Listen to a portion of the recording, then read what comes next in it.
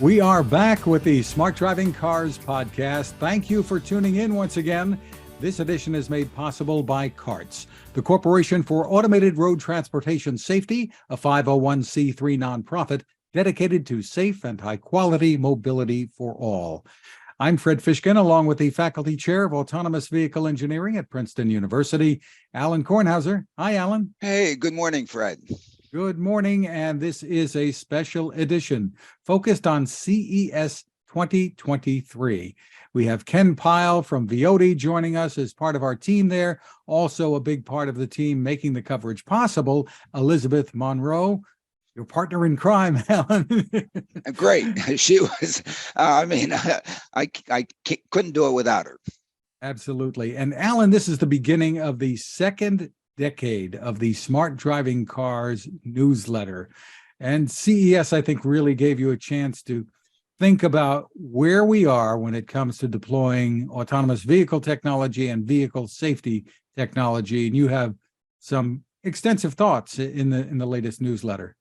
Right. I think tried to think back of, where we've been in this process and in some sense where we are and where we are really going. I think since the beginning, we sort of, instead of having levels, we sort of designated, three different markets for this.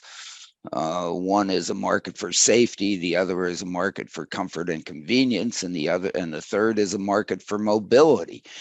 And looking at this not from the technology point of view, but from the market point of view, what's going to be pulling this? Who's going to be paying the bill? I mean, there's one thing to do technology development and then, flip it to somebody or something like that. The other is to do technology development that is in fact going to end up being something that delivers value to society, such as society is willing to pay for it. And so as we sit here sort of as the second decade of beginning of the second decade of the e-letter, and really almost entering the third decade of really this approach to automation in mobility and in ground mobility. I sort of suggest that the beginning of this came from the DARPA challenges, the first one in 2004, the next one in 2005, and the third one in 2007. So we're not at 2024 yet, but we've had about 2 full decades of this, and sort of 1 decade after that, or in 2022, I guess, or 23, I started doing, or 2013 started doing these e-letters. It's a little bit after Google got into the business at 2009, which really started things. And the difference with the DARPA challenges was, I've been dealing with automation, trying to automate mobility in cities to improve the quality of life since 1971. I sort of, my introduction to this was January 1971, when I realized I wasn't going to go to Mars anymore. And how do you take all the stuff that we were so thrilled about developing for space and apply it somewhere?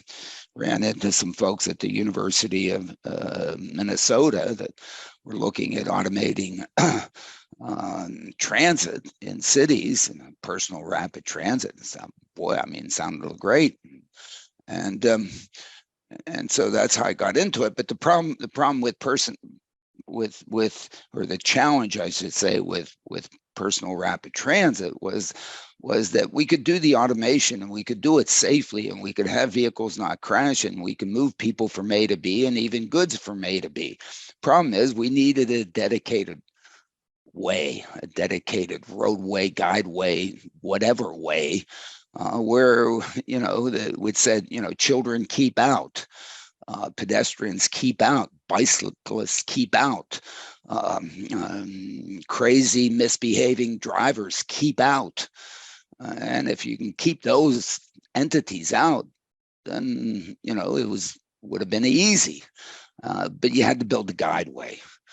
And so we went basically 40 years of looking at automation of mobility in exclusive ways, roadways, guideways. And the problem is that those things, the ways require money. And the amount of money that's needed to not only get started, but every inch of the way in growth, you need new infrastructure. And that proved to be just unachievable. With my students, we designed 10,000 station, 10,000 miles of guideway systems that would move people throughout New Jersey. But we would need, $250 billion of infrastructure. Plus, how many, community meetings would we have to go to convince people to allow us to build guideways by their bedroom windows? I mean, so it's just, no wonder there were only 3 systems in the world that were built: Morgantown, Masdar, and Heathrow.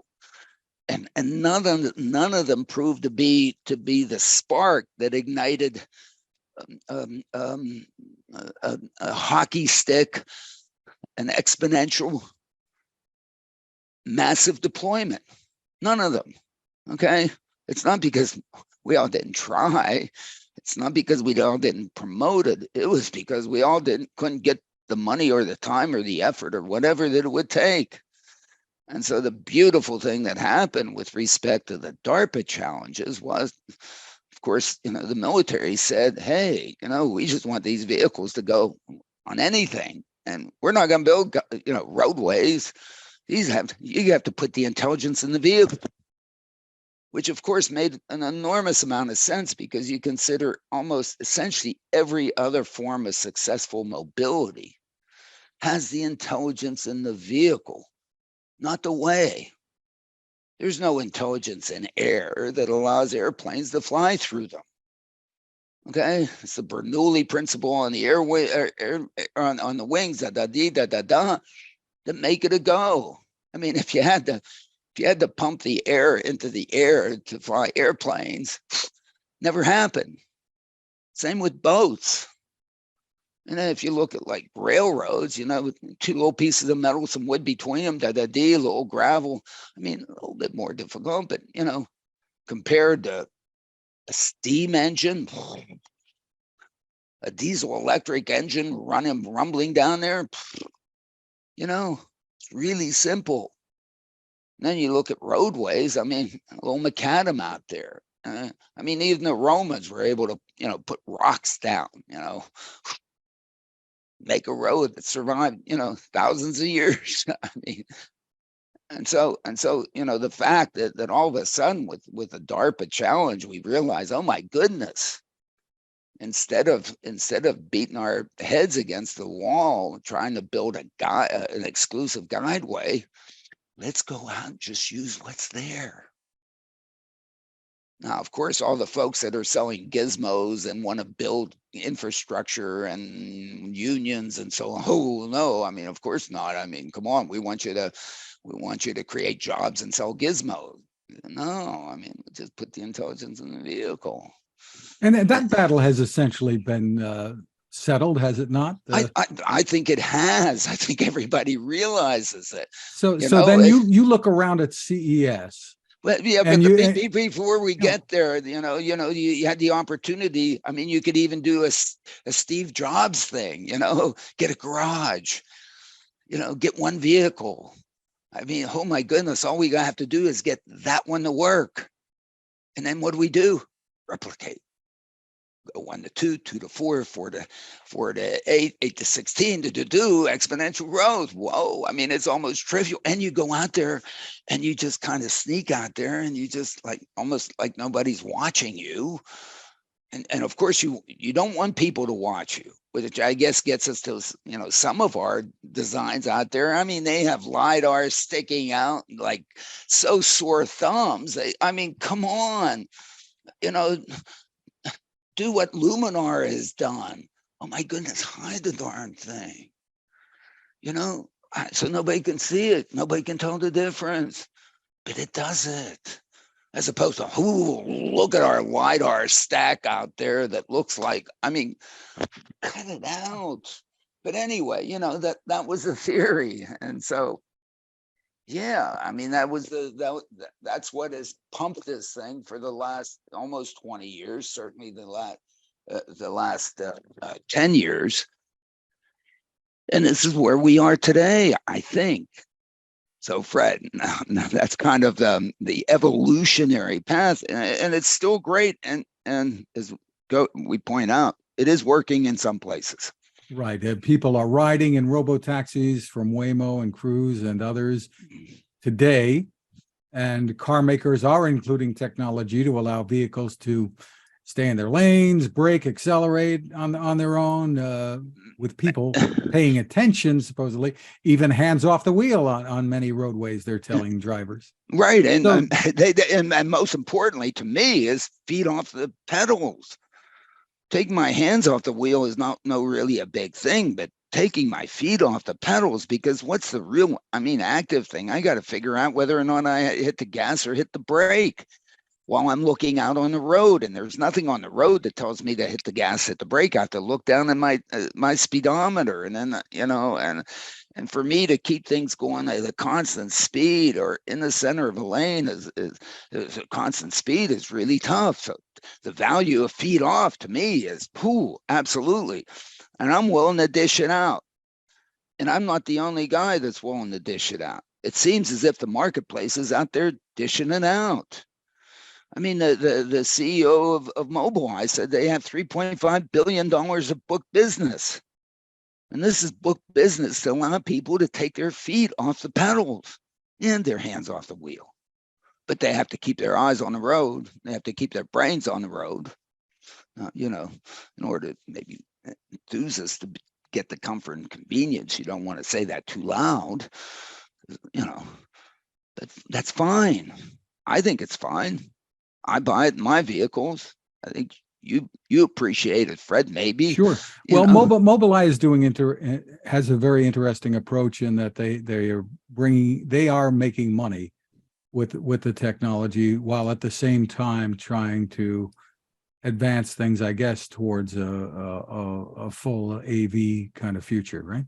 Right, and maybe or maybe not, they maybe or maybe not want to do a full AV future. Sure, they have it out there, but I think the 3.55 billion of book business, and I don't know how much details was really put out there of what the book business is, but the book business, I don't believe, is going out and giving people rides.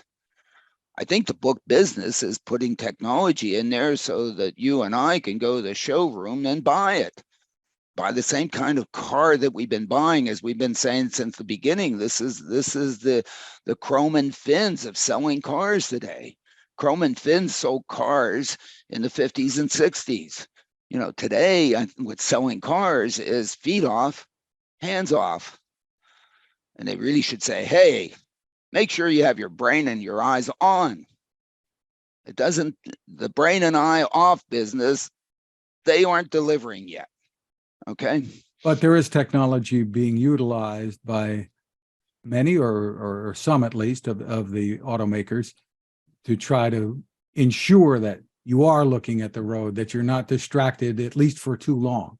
Yeah, I guess they are. That sort of gets us into our safe driving car business, which they're not doing. I'll say they're not doing. They talk about safety, but they're not totally committed. And when you say that, I won't say that. I have to be careful because, yes, we are. Yes, we are. Look, the systems they have are turn offable. Okay, they're many of the safety systems and so on. Okay, they're discretionary. The intelligent cruise control is discretionary. I think the intelligent cruise control in my car, to me, should be on all the time, because I think that really works in terms of making sure that I don't tailgate. Okay. And in fact, I shouldn't be able to dial it down so much such that I am tailgating. They should back that thing off. And it should be on all the time. I shouldn't be allowed to turn it off. I mean, when can I argue that I should be tailgating the guy in front of me or the gal in front of me? I don't think I can ever make that argument. So as you've said before, the technology is there to prevent drivers in many instances from, as you would call it, misbehaving. That the car has the ability with the technology to say, no, you can't. It's just a matter of us as a society and the automakers and the government coming together and saying, look, this is just the way it is. Well, should it be government? I'm not sure. Yeah, in the end, I guess they want to make it government because they think that if they enforce it, the people won't come to the showroom and buy it. Or the first thing they'll do is they'll go on the inner tubes and figure out where the YouTube video is to be able to snip the wires so that they can, well, I get to use this as mine. I get to use it the way I want it. Okay? Even though it violates laws. Why should I be able to take the car more than, a few miles over the speed limit? Cut it out. Unless, as I put in the e-letter, if to go the 220 or whatever miles per hour, that should be geofenced. And it should be geofenced to Watkins Glen. And if the Germans really want it, they can have it on their autobahns, but not on the New Jersey Turnpike, not on Route 1, not on Cleveland Lane. Okay?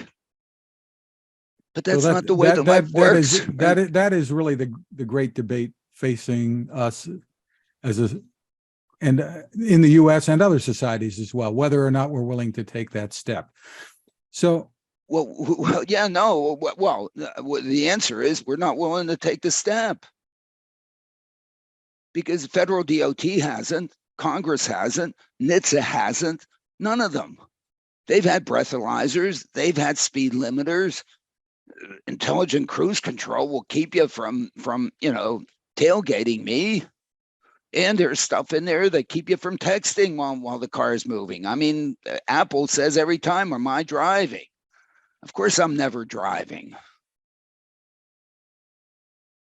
I never hit that when I'm driving. Trust me, Fred. Well, that is the debate here. So getting back to CES, I know there's some things you were impressed with, advances that the technology is making in agriculture and industries like mining. You saw some pretty interesting stuff, right? Yeah, Caterpillar was there with, I mean, this CES is back to pre-COVID. I mean, what was so impressive about CES this year. I mean, it was pre-COVID CES. And Caterpillar was in there with a big displays and so on. I got to go on their remote tractor operator, and I was moving a bulldozer around the facility. I mean, I was like a kid in a candy store there. And what's really nice and talking to them is the intensity of the implementation on private land for the purpose of doing work, and in mining and so on, and even in all sorts of operation with respect to land movement of vehicles and so on private properties, where there aren't kids chasing balls, where there aren't bicyclists, where there aren't pedestrians, where there aren't misbehaving human drivers. Absolutely. And it seems as if, at least in my talking with the people in the booth, I mean, all, totally fundamentally enthusiastic about the return on investment and the opportunities and the fact that the workers also appreciate it and a lot in some of these remote facilities, it's tough to get drivers. it's tough to, people don't want to do that job. And a company like John Deere has done so much too in this Yeah, area with agriculture and automation.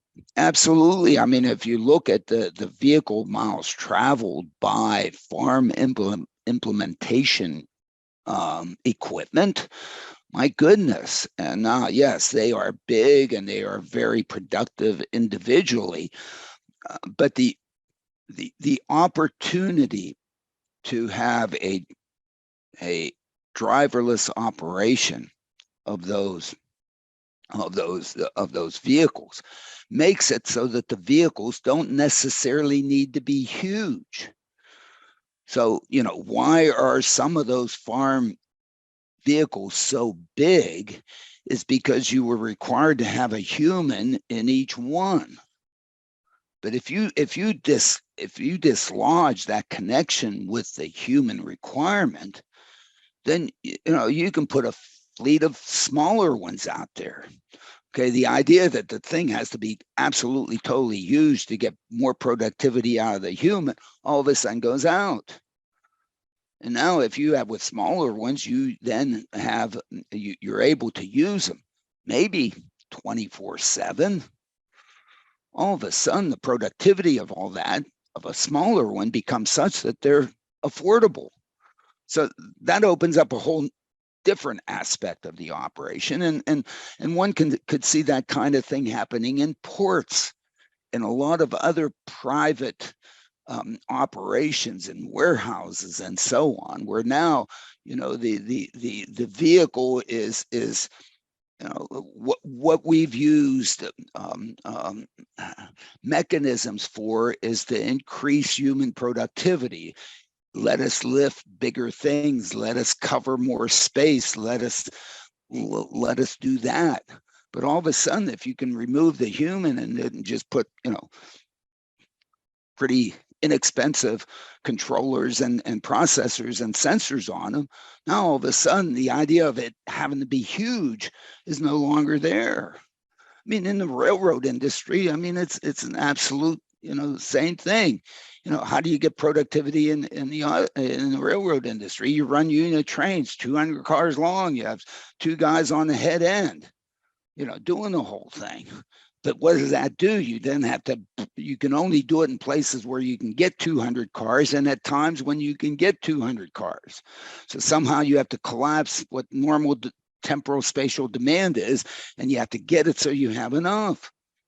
If all of a sudden you're not interested in the productivity of the human anymore, then I don't know, you can run 5-car trains, 1-car trains, whatever.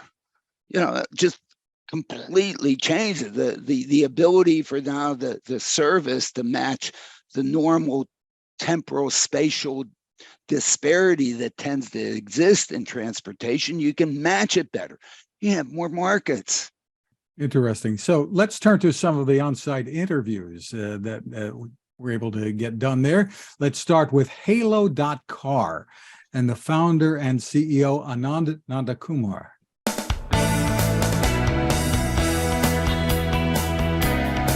A puppy dog. Well, that was my first thought, and it was thanks to Dr. Kornhauser here. Anand, you guys are showing something really cool with Halo.car. Yes. And we're in Las Vegas at CES 2023. Why don't you describe that, and then we'll let Alain give some commentary and questions. Fabulous. So Halo.car is a unique product where our customers can take our app, push a button, and request a car. We will remotely drive an all-electric car with nobody inside to be delivered to the customer's location. Once it gets there, they hop in, they drive it how much ever they want. When they're done, they don't have to worry about parking. They basically go out of the car and say, I'm done with the car. We will remotely drive the car to our next customer. And all the cars are electric, and ultimate vision for Halo is to convert all of the gasoline miles that are driven private cars to all electric, but making them affordable and accessible. Well, that's always, those are 2 words that are close to your heart, Alain. So why don't you chime in here? Well, yes, of course. The whole purpose of making it driverless is to take some of the expense out of it, because if it's being driven by somebody, they deserve to earn a living wage. and feed their family and send their kids to Princeton and other places, and so therefore they deserve it. But maybe some of this can be done without that expense, and that is a true expense. Sure, we could subsidize it and have the government pay for it, but that's not the objective. I think what's interesting about what Halo's doing is they're focusing on what I call, or what I call, a lot of people call the empty vehicle management problem. Okay, there's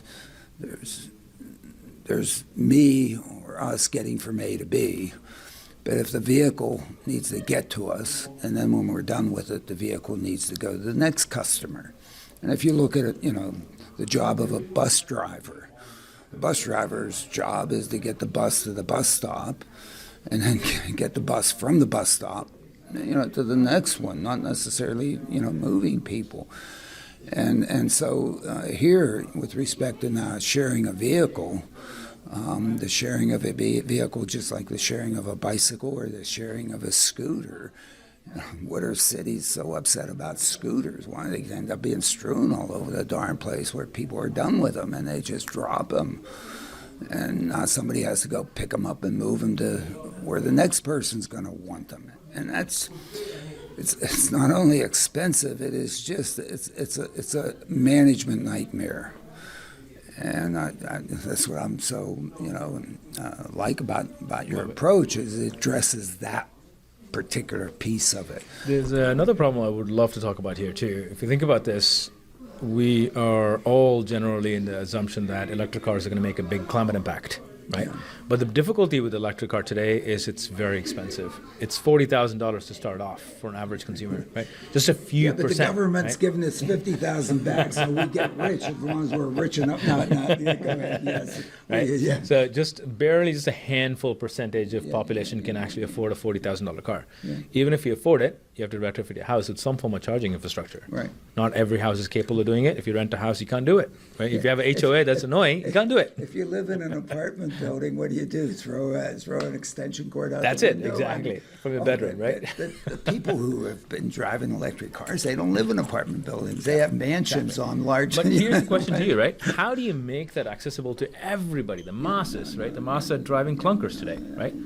The whole point of Halo is to make it so affordable, so convenient, and accessible at the same time that they don't have to think about it's an electric car.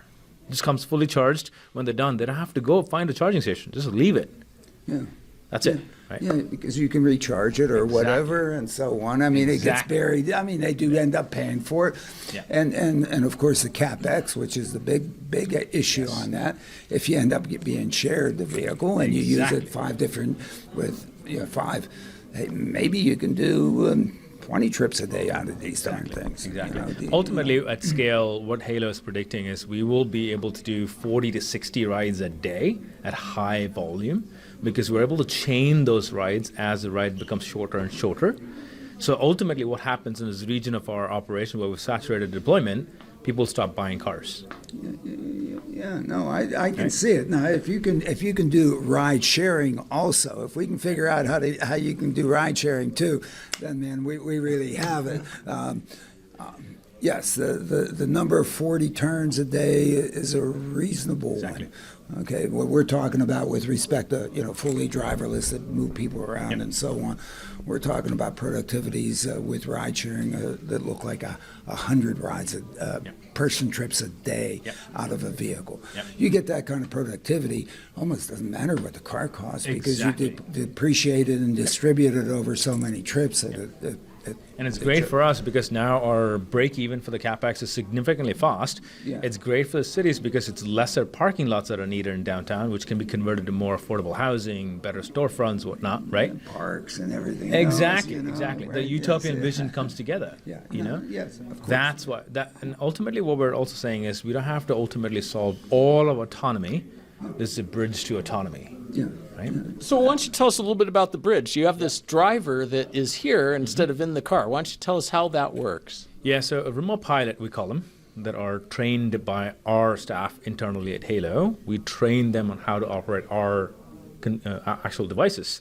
They sit here, mission control for Halo, and drive the cars remotely. They only do a few minutes to deliver a car to a customer. Once a car is delivered, they switch to another car to deliver that car to somebody else.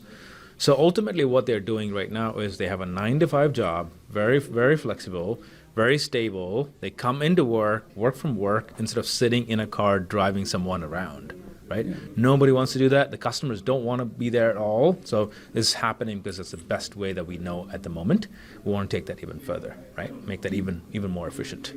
By having one remote pilot that's able to multiplex into a fleet of cars, our efficiency goes up drastically, right? They only reposition the car when there's nobody inside to either move the car from one parking lot to a customer or from one customer to another customer. So that way we unlock massive efficiencies, we're able to unlock massive margins, and we're able to scale that model. Now, I'm going to put another vision on top of this. Think autonomy is as a exoskeleton for industrial workers. Improving the capabilities, drastically magnifying the capabilities is what autonomy is supposed to do, or any sort of automation is supposed to do, just like industrial automation. Adding automation to this equation makes it even more scalable model, even more efficient, even more safer. At higher speeds, higher region of operation, our zone will start increasing, where we'll now be able to deliver a car anywhere in a city remotely, instead of a small region of operations where we're at the moment. That's how I see this as a bridge to automation. Instead of just overnight level 5 happens. It never happens. Don't say level 5. don't say level 5. Never. I mean, it's ridiculous. Okay, it's just ridiculous. Yeah, it's very interesting. I think what I think you have, of course, the opportunity is you have the opportunity to be able to deliver a valuable product and build a business around it and have some profits, revenue associated with it, and if it gets better and better, such that you can also give rides, you'll also give rides. Yep. But to me, the way that you're moving along that is that there's a revenue and a business opportunity and a real value opportunity in terms of shared use of the asset. Yep. Okay. A couple of things I also would love to mention. One is, like, say, an investor's perspective, right? People who've put so much money into autonomous cars have never seen the reward back. It's because autonomous cars are so difficult to solve. The technology is so difficult to solve, right? It's still out there. Yeah. Exactly. And what we're saying is we can still get to the utopian future, but while making a profitable company in the venture, right? And it's also great for regulators, because regulators always had a hard time understanding how autonomous cars are going to work. Yeah. In this case, it's just a human that is driving it, right? Right. And all they have to see is the network connectivity problem. If we solve that, a human can drive the car, which is we already know that. Yeah. That is exactly what we're doing here. Yeah, and there are places, I think, where you can actually start even a little bit earlier. Do you really have to reposition the vehicles at the times when the traffic is the densest and most difficult?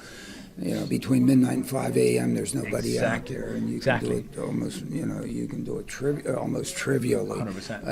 And so therefore, and you're not, in giving somebody a ride, the biggest pain in the butt is the person you're giving the ride to. Now they have to feel comfortable and relax and whatever, and so on. Since you're not giving anybody a ride, the thing's empty, you don't have to worry about that piece. Exactly. You do have to worry about safety. Yes, 100%. We would, my question to CEOs such as yourself, is always, at what point do you feel I claim you have to feel confident enough. Yes. We can do all the equations, we can do all the statistical analysis, we can, have all the data that you want, but when are you willing to take the risk to say, hey, my goodness, yes, we can just operate this thing without the safety driver on board, first of all, or without the chase vehicle, and have it on there and do it. And given that you have the opportunity to do it at different times during the day, and you don't have to do it when it's really tough, then it's really the toughest that you can ease yourself into there and build a nice company and grow it and actually build a company as opposed to just worried about flipping a company. Yeah. That would be very nice if you build a company. And that's what we're hoping for, and it's a combination of the confidence, just like you mentioned, and also data backing the confidence. Yeah, well, right? of course you got to have the data. I mean, you can't make this stuff up, but Yeah, exactly. I guess, I know you'll know the data, Yeah. but for you to take the risk and stand up there and say, yeah, these numbers really do reflect this, is, I think it all takes a little something down here, okay? And I think that's fine. This is, to me, it's a human problem. I mean, it's not a mechanical problem. let's, It's not a data problem, because somebody's Yeah. going to tell you need 28 nines, Yeah. 9.99, and okay, we're right. Get out of here. Yeah, exactly. I mean, if you think about this as risk in everything, right? Every day we leave the house, there is a risk. Yeah, of course there is. Life would be not be worth living if we didn't take risks. If we knew the future and everything was nice, I mean, it'd be boring. We would have, I don't know, we would have given it up, and The uncertainty is what makes life happen, right? So that's what makes it interesting, I think. I mean, Well, and speaking of uncertainty, every time I pick up my phone, I'm uncertain whether it's going to go through the network. How do you guys kind of guarantee that you can get the signal through and back to your teleoperator? yeah, so the inspiration here is from avionics. If you think about aviation for a second, it's been happening for decades and decades, where every component that they put in an airplane has multiple redundancies, multiple fallbacks. Very similar in our cars, we have all three networks, T-Mobile, AT&T, and Verizon. We have deep partnership with all of them, T-Mobile being the primary, right? In fact, they've also invested in the company because they believe in the tech that much. So we have a unique patent where we're able to work on all the networks at the same time, because we understand that all networks have gaps and uncertainties when in actual environment. So we leverage other networks that are there to piggyback each other. So we have 3 tiers of redundancy. And on top of that, we have something very unique that we've built. The car is extremely smart, where it knows exactly where it's at. It knows the signal strength. It knows what's happening in live inside the vehicle. In a worst case scenario, if all fails, the car is extremely sensitive. It comes to a stop. That's why we still have a safety driver, and we're now moving towards a chase car, where the chase car is helping improve our efficiency, getting to a point where we'll never have to stop at all. That'll happen sometime later this year. in a sense, because you're not moving a person, you're moving the vehicle. It's not mission critical that everything goes just perfectly right so that the person gives you 5 stars. Yeah. Okay? Yeah. You can't stop. Yeah. Okay? And every place you're going to drive, especially around here, you've driven before. Exactly. And by the time you do any of this, you do know well that you've probably driven it who knows how many times. So you know where the soft spots are. Yep. And of course you avoid them. But you still need to have the low enough latency, like if the kid with the ball throws the ball out and starts running, you can react, right? Yeah. Absolutely. That's our It has to do that. Yeah. Yeah, that's our proprietary APS. Well, it's not just the redundancy in the network, but also the reliability of the network, right? Yeah. How low you can get the latency down is one of our secret sauces. Yeah. From a maximum speed, then you're just in the neighborhoods right now. I mean, what is that speed, and what do you anticipate going to? Usually keep it under 25 miles an hour. That's a top speed when we're remotely driving with nobody inside. But when we're manually driving, it's just like a normal car. Yeah. So customers can drive whatever speeds they are used to. No, you shouldn't let them drive that, but go ahead. They get themselves into trouble if they do that. Go ahead, yes. So it's just like renting a car, right? When you rent a car, it's your liability, right? It's very similar. But when we are in control of the vehicle, we tend to keep the car speeds under 25 miles an hour. We don't go on faster roads. We don't go on the freeways. We keep that risk as low as possible, very manageable. You have all those options. You don't have exactly. to be there. You don't have to race it. I mean, you can get enormous productivity. The productivity increment that you get by going on the freeway versus surface streets versus 100%. If you do a safest routing as opposed to a minimum time routing, so it's like pennies. I'm sure it is. I'm sure. I know. I've looked at that. I know it is. I mean, that's what's elegant about the problem you're trying to solve. It's a solvable problem. And that also makes the latency problem much easier and all that stuff, right? It's not as mission. It is mission critical, but it's not as if you have somebody in there. Yes. Okay. The liability comes down for us. And then the onboarding process seemed fairly simple.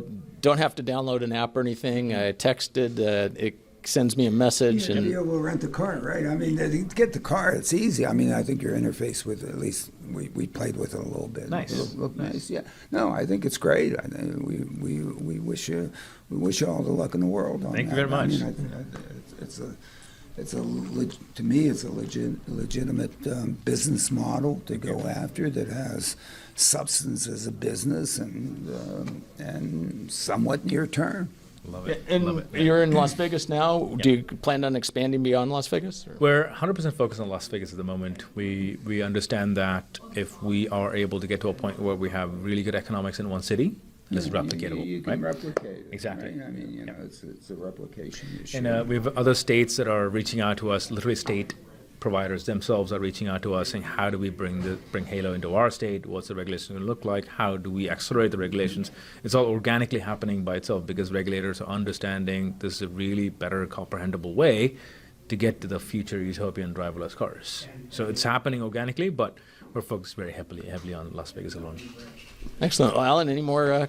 No, I think that's great. Thank you. I appreciate your time. It was Absolutely. nice that we had the opportunity to Yeah. visit you here during CES 2023, and all the best. Thank you Yeah, very much. thanks for the ride. Absolutely. Thank you so much. Yeah. Thanks for coming out. And Thank you.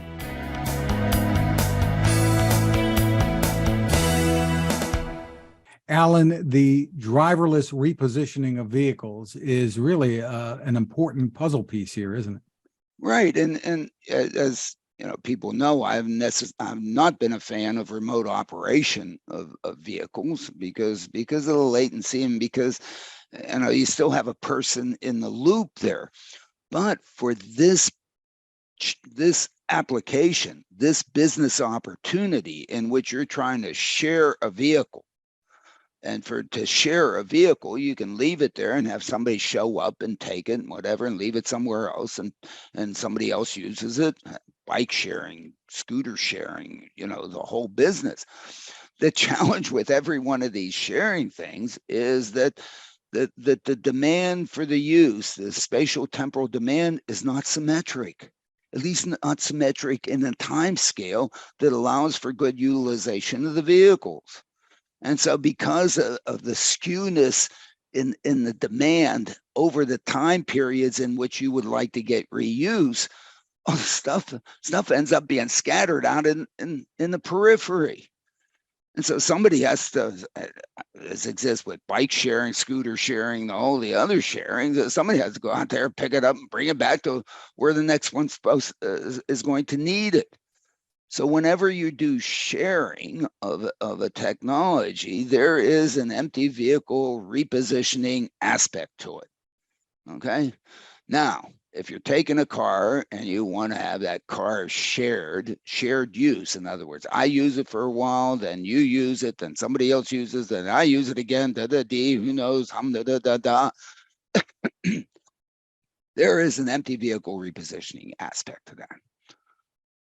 Why not do that remotely? Why not have one operator sitting in comfort or whatever with respect to doing that, and then it repositions this vehicle, and then there's another one that needs to be repositioned, and then there's another one to need to be repositioned, and then there's another one to be repositioned, and then there's another one to be repositioned, but I can wait until I reposition that one to reposition that one. So I can make very productive use out of the individual that's repositioning, without having to schlep them out there to each one. Because if I have to schlep them, then I need a schlepper. I'm done. Okay? This is beautiful. And, I don't have to worry about, it's a little jerky. Whereas, if I'm sitting in the back of a vehicle, Professor Kornhauser, he has to have, perfectly comfortable ride. Otherwise, I'll complain about it on a podcast with Fred Fishkin. You might spill your coffee. Who knows? I might spill my coffee. Oh my goodness. There's nobody in there. You don't have to worry about that. And you don't have to worry about, I got to go fast. Okay, yeah, there's some efficiency that we get in efficiently repositioning a vehicle, da da da da da da. But all of a sudden, my routing algorithm can really be based on what is the safest way to get it from A to B. That is, the only really thing on the objective function. And, if necessary, I don't have to do it right now when all the crazies are out on the road. I can wait until the crazies aren't. All the misbehaviors. And I don't need to have to pay and keep somebody around and whatever and deal with them and whatever. I mean, beautiful. So kudos to them. I think it's great. It's Halo.car is the But name stay of with this business. Don't all of a sudden say, hey, yeah, I can go out and move people too, huh? Well, 10 years from now, we can revisit the whole thing and see how well, all the algorithms are. And maybe you can, but my goodness, as we've said many times on here, why do I need a Lyft driver? I don't. I can drive from my house to Newark Airport. What is beautiful about the Lyft driver is that he or she brings a vehicle to my door. And when I get out at, United, whatever, they take it away. That's what I need the driver for. I could drive. I mean, I don't want to. I'd rather sit there and play games do useful work towards the podcast, Fred, and be productive in my academic research career. Thank you. You had the opportunity, Alan, while you were in Las Vegas to pay a visit to the Boring Company, Elon Musk's tunneling venture, and what they're doing there. Tell us about that. Yeah, because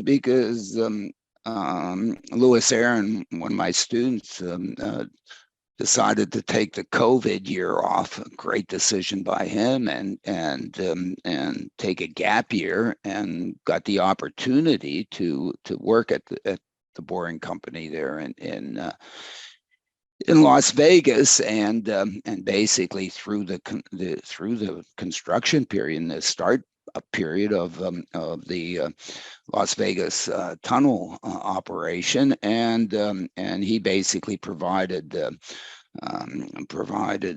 connection for us to get an invitation to go talk with the head of the Las Vegas system, and we had a wonderful conversation. We couldn't tape anything, and certainly, there are some things that we were told that really, are told in confidence, but it is pretty impressive, at least to me, what they've accomplished.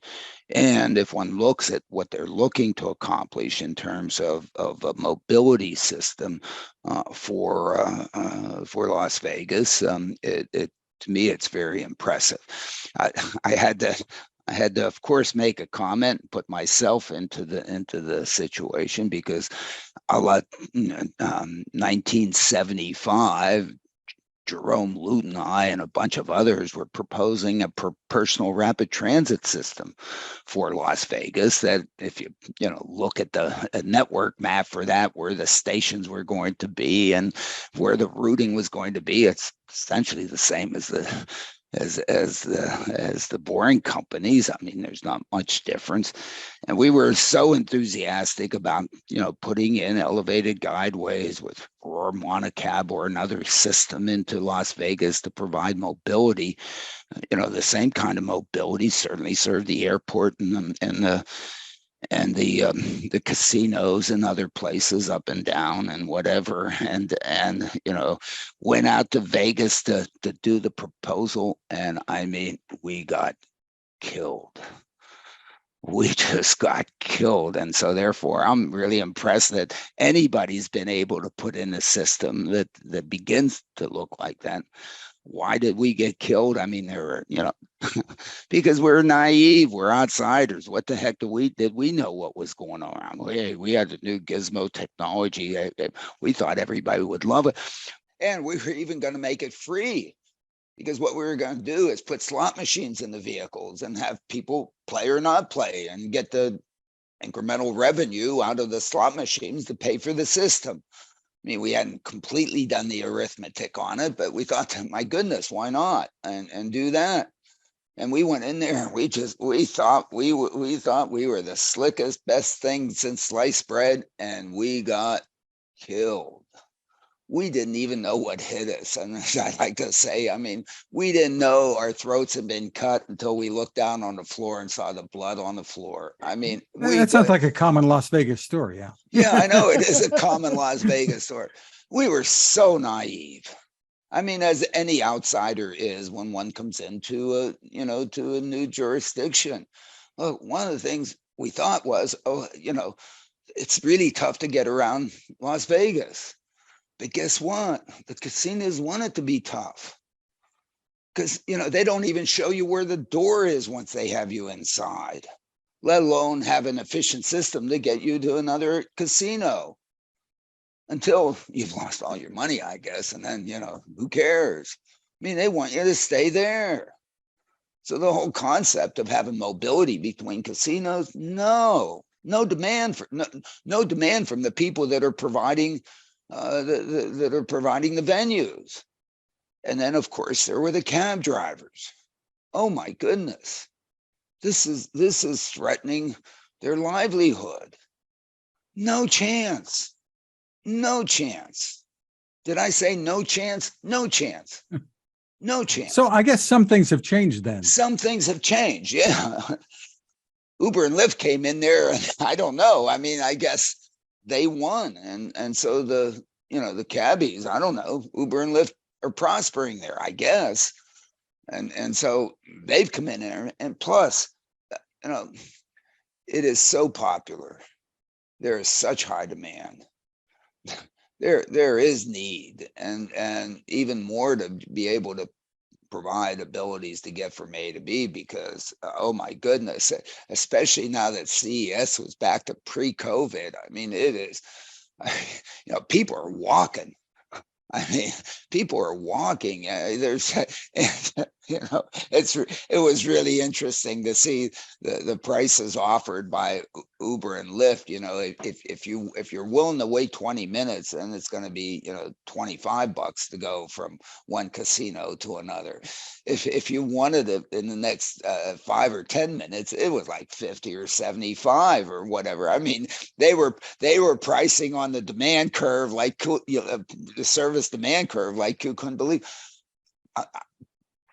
Great. I mean, that's what capitalism's all about. That's what business is all about. Wonderful. I mean, you want better service, you should pay more. So, but what a great pricing algorithm they have on that sucker, I guess. Wonderful. Love it. And the cab companies, I guess, are responding somehow. I don't know. You just tip people a lot.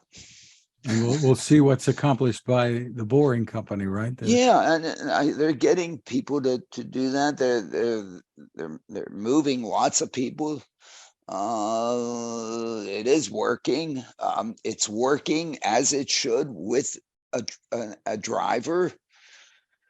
And at some point, to me, I think if there's anything that's automatable, that is, because it's very simple.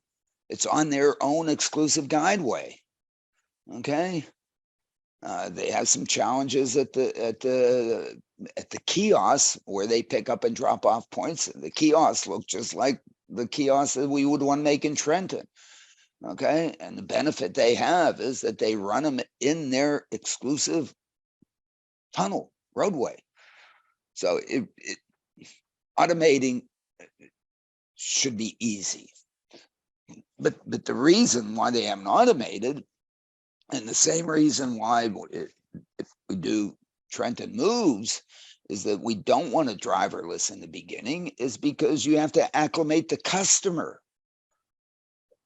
And once the customer is acclimated and gets on, just like at the airport, people are getting on and off the automated people movers from the terminals to the baggage claim and so on, like they're getting on escalators. I mean, no problem. Why? Because they're used to it. They've seen it before. They have confidence that it will work well. Although I must admit that in the New York, where we stayed, they were supposedly upgrading the elevator. Oh my goodness, do you have any idea how bad elevators are when they don't work well? And at one point, the elevator sort of hicked up when it started to move. And we're in there with a bunch of people, and people are like starting to go nuts. But the cables, I mean, yeah, whatever. So even with elevators, the sociology of the driverless mobility bit is still an enormous challenge. And as I say, the boring company is dealing with it by having drivers. Absolutely. Well, we want to show a couple of other interviews that were done on site. Another company you were able to chat with was Stradvision, which is a maker of AI-based camera perception technology based in Seoul, South Korea. Their chief technology officer is Jack Sim. The road to assisted driving and autonomous driving is paved with a lot of technology, and it looks like Stradvision is doing some cool things in that regard. Why don't you tell us the latest about what you guys are doing to help a lot of OEMs help advance us on this way to autonomous driving? Sure. So Stradvision, we are a software company who develop and provides a artificial intelligence-based perception software. So by working together with the tier ones, we have been providing our SVNet technologies to the various OEMs and car manufacturers to enable lots of the ADAS features on the market. And also, like recently, we are develop a technology for the infotainment purposes as well. And maybe the highlight I wanted to emphasize is that at this CES 2023, we have just announced a collaboration with the Texas Instrument, where the SVNet technology is now available through the TI chips with a very competitive low power usage on their mid-tier chipsets. So you're focusing, at least one of the foci is on the perception piece. Is that correct? I mean, so that you're doing the perception so that, in fact, you then can generate the control to move the car, right? That is correct. So I think generally, from the autonomous driving technologies, we split it down to three stages: perception and prediction and planning and control. Right. And Stradvision, we are focusing on the perception, and also even more, a little bit more specifically, we are camera-based perception technology companies. So no LiDAR, no radar? That's a great question. So yeah, go ahead. Music to his ears. Yeah. I mean, in fact, we do have some internal research and collaboration with the LiDAR company from South Korea. So we are a believer that true autonomous driving can be much more quickly accomplished by fusing all these available sensors. But we have been strategically focusing on the camera just because we think that's the most value we get at the current stage. And also, as I mentioned, we have been sharply focusing on enabling all these technologies in a relatively lower end or mid end chipset. So really, you're in the advanced driver assistance systems. Vision is really good enough, and for the applications, certainly in the parking garage area, one's not dealing with high speed, and one is dealing with probably really precise data and not much weather conditions, right? Yeah, right. So right, exactly. in some sense, well, why not solve the easy problem first and create a business out of that and get some value, and so that one can then survive to the next phase where we do all the other great things, I guess. That is precisely the point. Yeah. So I mean, just one thing I want to clarify is that actually OEMs do use multimodal approaches. So they do use Stradvision's technology for the camera perception, but Right. there's nothing preventing them from actually fusing the other modality sensor provided by other companies. But yeah, I think you have a great point that we believe that camera is the most reachable technology as of today, because camera has been used for other purposes as well, right? Yeah, well, I happen to be a vision guy myself, and have all been, there were only two of us in the DARPA challenge that were really vision guys, us and Brogy at Oh, Parma, great to hear but, that, you yeah. know, but you know, anyway, yes. You're talking about 2006 and 2007. 2005, 5, 2007, you know, so whatever.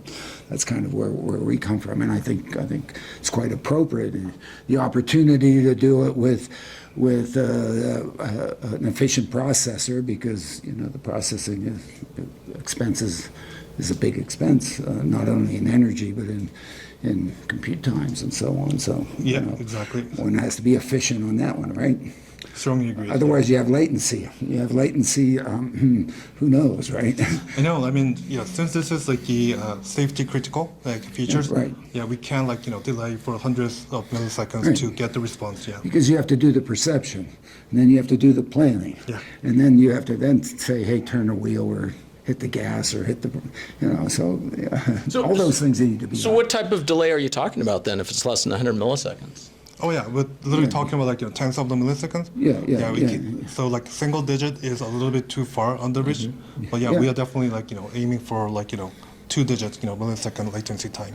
Yeah, well, I don't know. I can. Sorry, you may not need that. I mean, we have delay ourselves. I mean, things coming in our retina in terms of then its processing and doing whatever. We aren't instantaneous either, right? Yeah, exactly.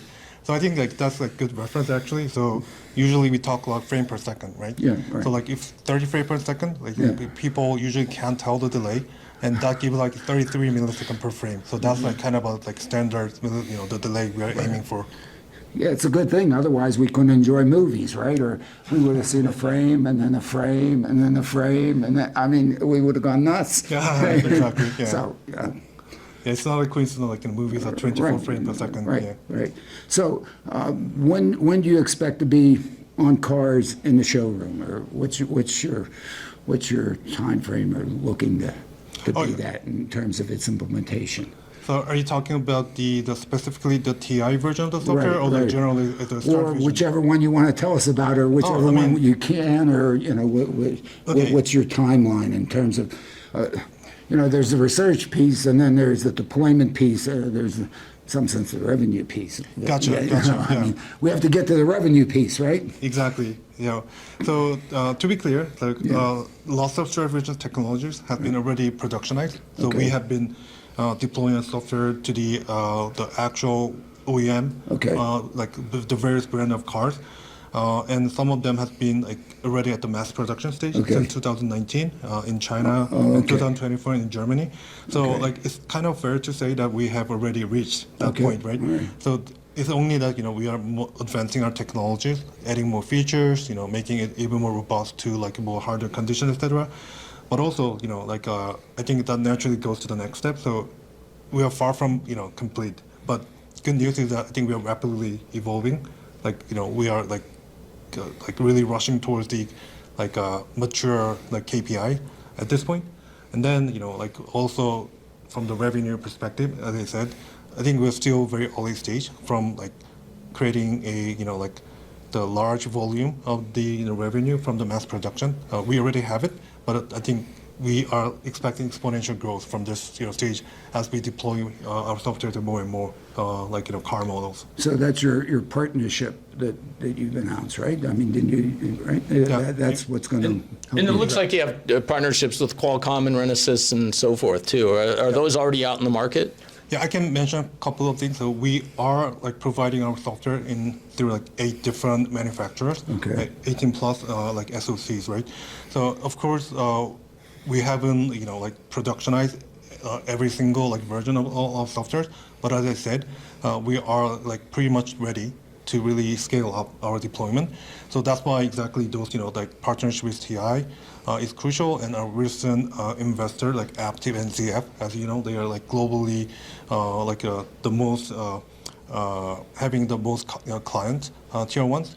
So we believe this will naturally provide us opportunity to scale up our operations and our deployment of the software. So yeah, that's where we are at currently.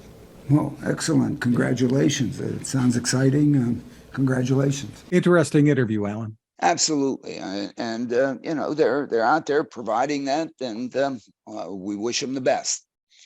One of the leaders among companies looking to use autonomous vehicle technology to provide mobility to people in urban areas is Amazon-backed Zoox. Now, on the show floor, Ken Pyle caught up with the company's Senior Public Policy and Safety Strategy Manager, Paul Escobar.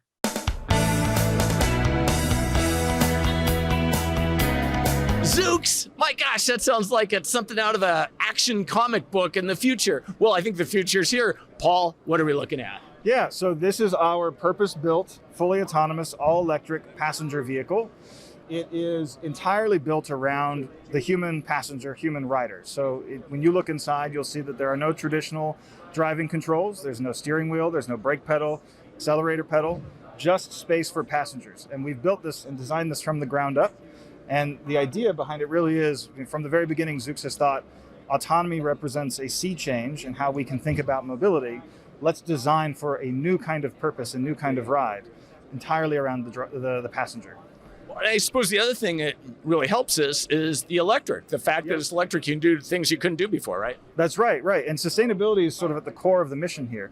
But we've designed this to operate up to 16 hours on a single charge in a dense urban environment so that we can be as efficient and as effective as possible while also not contributing to greenhouse gas emissions or pollutions in the downtown areas that we service. So I assume that means lower operating costs just in terms of fuel and so forth. Right, and the idea is also to sort of amortize things over time. So we own and operate the fleet entirely, so you won't be able to buy a Zoox one day, you just would be able to hail a ride. And so we would have a smaller fleet sort of overall, and if you were looking at people who are just selling vehicles direct to consumers, but we would provide these sort of shared passenger rides, greater sort of density, greater mobility within these sort of crowded environments without adding a bunch of vehicles to the street. So from today's environment, this would compare to, say, one of the rideshare services. How would it compare from a cost perspective? Our ambition is to be a lower price point, right? So no specifics. Okay. No specifics at this time we can share, yeah. But the idea is to open up mobility for more people, I suppose. That's right. That is one of the core missions of Zoox, is greater access to mobility. And part of that would, of course, be cost. And so from an accessibility standpoint, when we're talking about that, what about people with special needs? Yeah, so they're one that's a pretty diverse community, right, of people and sort of diverse needs. And so we've designed a lot of sort of light and sound systems, for instance, to be able to communicate with passengers and other road users effectively. And other kinds of accessibility features that we've designed into the vehicle. But we also understand that this is a long-term sort of project, and we engage with a lot of different accessibility groups to solicit their feedback and input on our designs as we sort of expand over time. And speaking of time, it sounds like it is kind of a crawl, walk, stand, walk type of... That's right.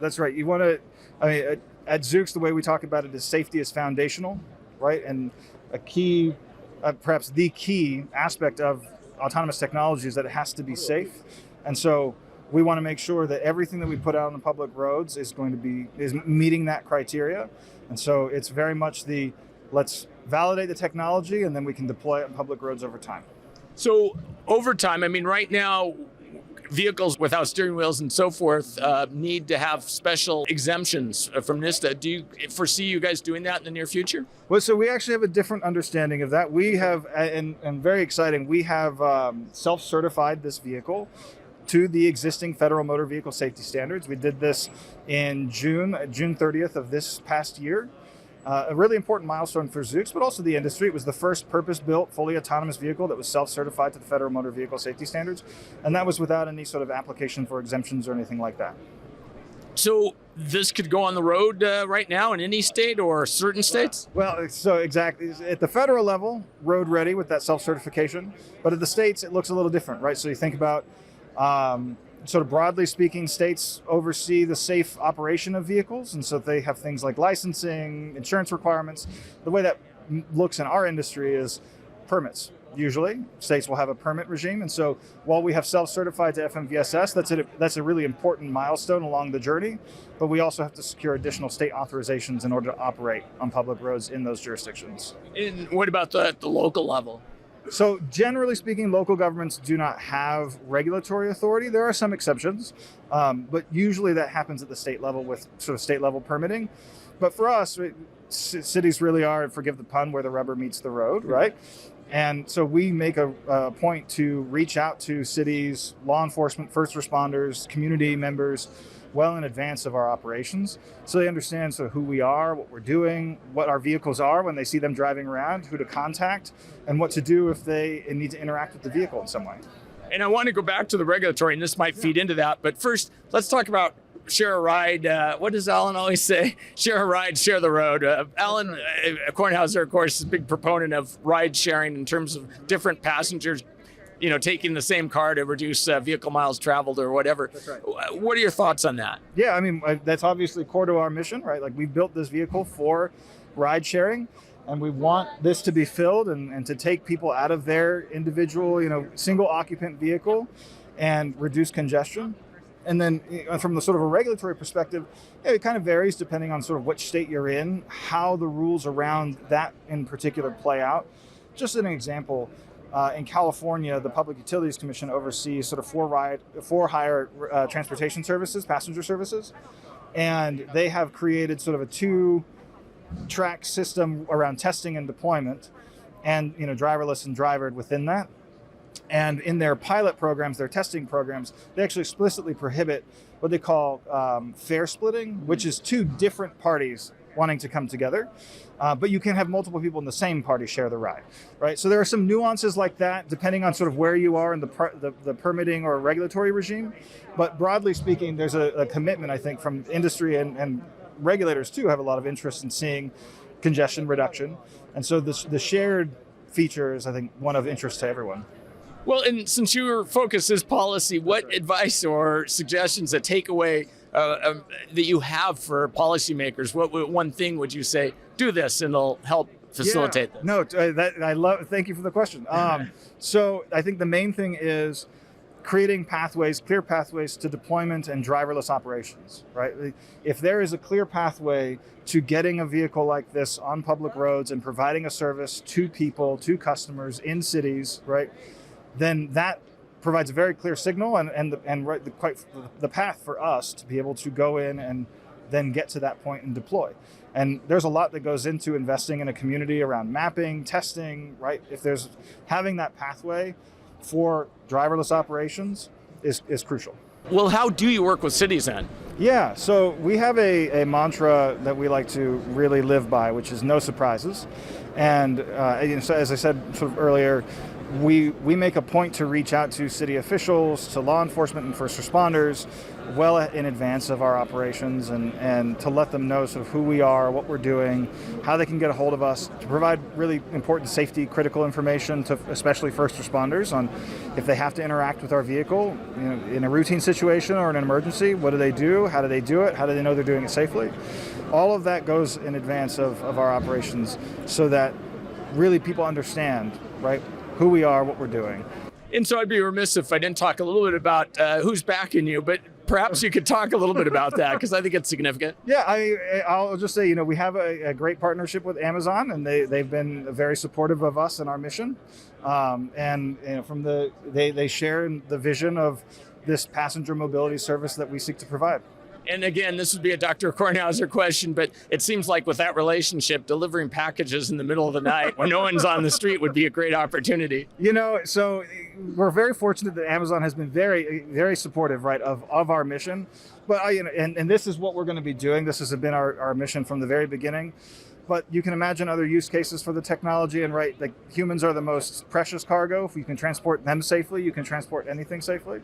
Excellent. Well, I guess so. It's bottoms first and then boxes later. That's right. That's right. Well, Paul, thank you very much for your time. Thank you.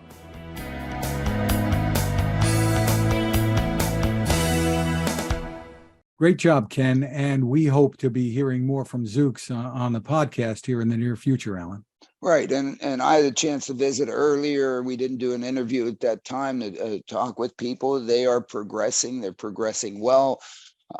They're showing images of an assembly line in the production of the Zoox vehicle, and they're progressing. I kept trying to ask them, how many are you producing, and can you start sending a couple, then 10, then 100, then 1,000, and whatever to Jersey, and I got Yeah. What's good about it again is it is a U.S. produced vehicle, and in terms of us doing anything in places like Trenton, I think we're going to start with a U.S. based vehicle. I Terrific. think. Well, last week was busy. This week's busy too. You've got the TRB coming up. Yeah, Transportation Research Board meeting is coming up. We're having our annual Princeton University alumni and friends banquet on Tuesday evening at 6:30 at Chen's Chinese restaurant there in Chinatown. If any of you are in town, please stop by. There'll be an address and so on, and a place to RSVP in the upcoming e-letter. Please come say hello. Well, we want to thank Ken Pyle. Check out Viodi, Viodi, on YouTube and at Viodi.com. Also, thanks to Dr. Elizabeth Monroe, Alan's partner in crime, as we said before, but also his partner in life. Thank you to CARTS, the Corporation for Automated Road Transportation Safety, for helping to make this podcast possible. CARTS is a 501c3 nonprofit dedicated to safe and high-quality mobility for all. You can find us at smartdrivingcar.com, also on Anchor FM, Spotify, TuneIn, Amazon, Apple, Google, Spreaker, wherever you get podcasts from. You can get your smart speaker to play us too. You can find my tech reports at textination.com. I'm Fred Fishkin, along with Alain Kornhauser. Thank you for listening or watching. Please continue to stay safe. Thank you, everyone, and Happy New Year, and welcome to the second decade of smart driving cars.